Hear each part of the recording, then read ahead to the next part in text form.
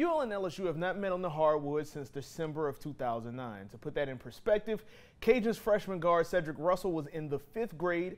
Bob Marlin wasn't the head man at UL yet, and the Tigers have had a few coaching changes since then. The drought in the series will end Wednesday, though, when the two programs meet up in the NIT opening round. The Cajuns hoping to be at full strength in Baton Rouge. Jakeenan Gant's chest x-rays came back clear today, but he's still recovering from his mystery illness, and guard Jonathan Stove's sprained ankle is improving. Head coach Bob Marlin says his team will be motivated to face LSU and expects a fully charged Tigers team in return. We're excited just to be playing a short trip and go down the road to take on an LSU team that's going to be excited to play.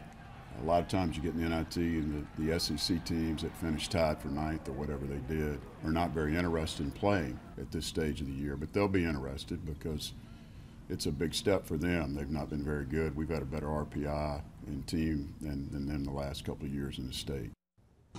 As far as the Tigers, they are looking at this game and the NIT as a building block under the new Will Wade regime. LSU finishing 17-14 overall, including a 7-7 record against teams in the NCAA tournament. The Tigers have been scouting the Cajuns since their loss to UTA Saturday. But Wade's history with the roster goes even further back, as he's recruited players like Jonathan Stove and Cedric Russell at previous schools.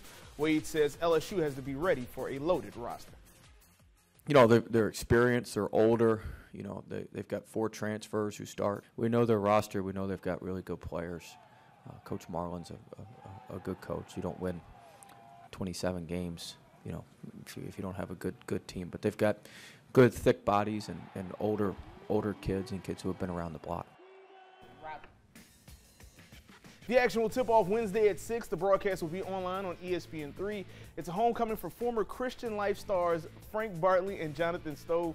The NIT will feature some interesting rule modifications, Marcel, including 4 10-minute quarters, a longer three-point line, and wider free throw lines. They're trying to see